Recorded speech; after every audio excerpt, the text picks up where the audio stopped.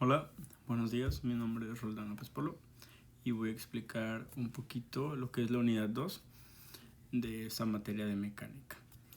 Vamos a hablar un poco de lo que son los sistemas coordenados y para empezar con todo esto vamos a hablar del primer tema, el primer ejemplificación, por decirlo de cierta manera, de lo que trata la unidad. Hablamos de lo que es el sistema coordenado derecho. Textualmente sabemos que el sistema coordenado derecho es un sistema que nos ayuda para desarrollar una teoría de cómo se representa un plano X, Y, Z. Básicamente nos da el ejemplo de usar nuestra mano derecha guiándonos de nuestros dedos y nuestro eje de referencia dentro de nuestro brazo es Z, X, la trayectoria del brazo, y Y, como quien dice la otra profundidad. Dice que un sistema coordenado rectangular es derecho si el pulgar de la mano derecha señala la dirección del eje Z positivo. Todo esto es positivo. Cuando los dedos de la mano derecha se curvan, alrededor de este eje están dirigidos al eje X positivo y al eje Y positivo. Básicamente es una pequeña instrucción, una pequeña manera de ver cómo se representan estos ejes.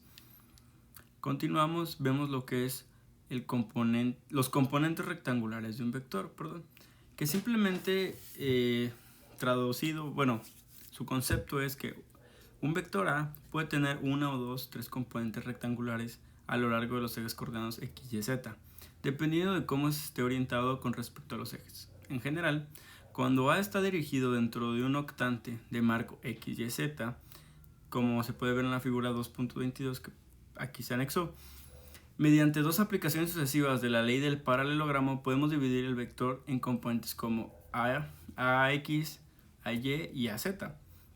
Luego que AX, AY y AZ, combinamos estas ecuaciones para poder eliminar A', que se presenta mediante la suma vectorial de sus tres componentes rectangulares. Y aquí simplemente tenemos que A' es igual a AX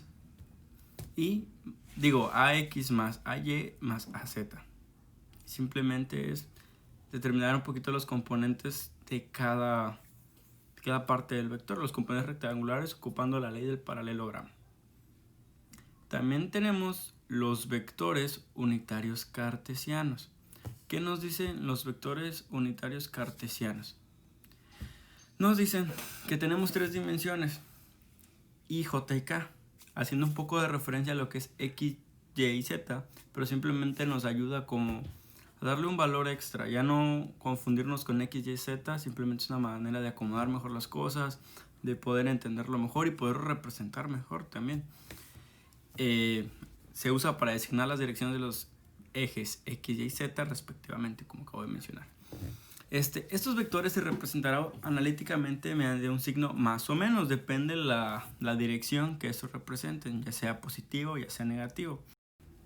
Ahora bien, ¿cómo representamos un vector cartesiano?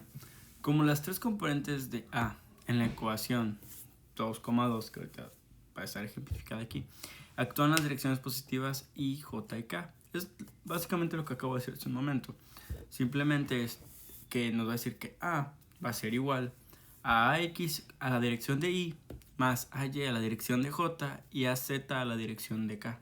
Es la única manera o la manera que vamos a poder ejemplificar cómo se ven nuestras direcciones o nuestros vectores.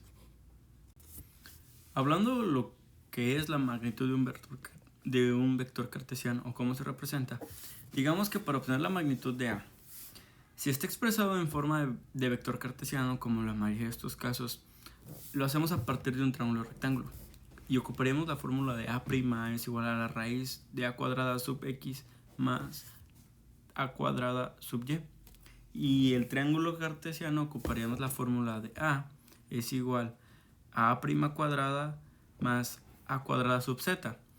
Aquí jugamos un poquito con las ecuaciones y las juntamos. Tenemos que eliminar A, nos tiene que dar tenemos que eliminar A' y nos tenemos que quedar con el valor de A.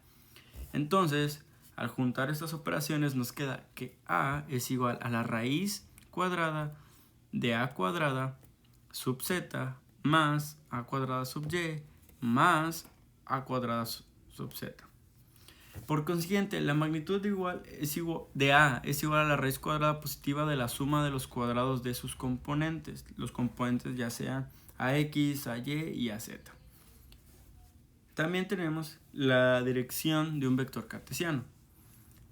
Digamos que la dirección de un vector cartesiano se define inmediatamente los ángulos directores coordenados alfa, beta y gamma, medidos entre la cola de A y los ejes de X y Z positivos, dado que se localizan en la cola de A. Digamos que independientemente que hacia dónde esté dirigido A, cada uno de los ángulos estará entre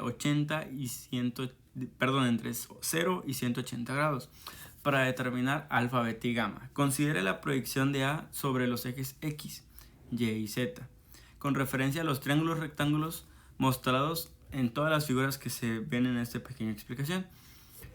Pero para calcular los ángulos tenemos las tres fórmulas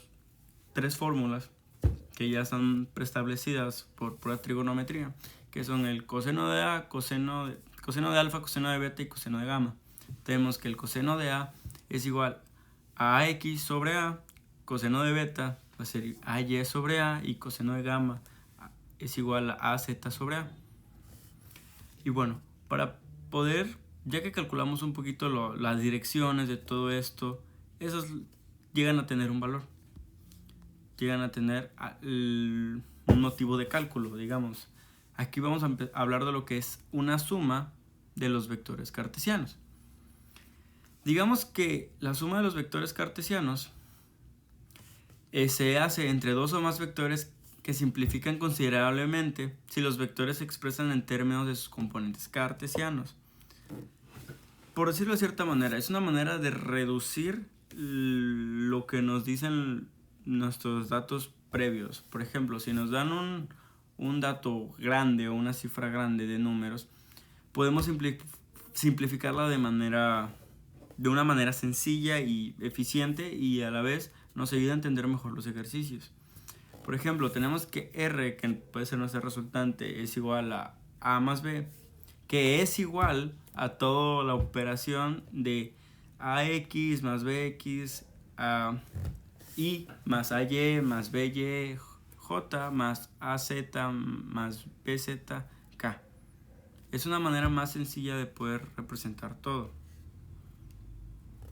Y bueno, si esto lo podemos generalizar. Si se aplica en un sistema de varias fuerzas concurrentes, entonces la fuerza resultante es la suma vectorial de todas las fuerzas presentes en el sistema y puede escribirse como la fuerza resultante F de R es igual a la sumatoria de las fuerzas, que es igual a la sumatoria de fuerzas en X más con dirección Y más la sumatoria de fuerzas en Y con dirección J más la sumatoria de fuerzas en Z con dirección K.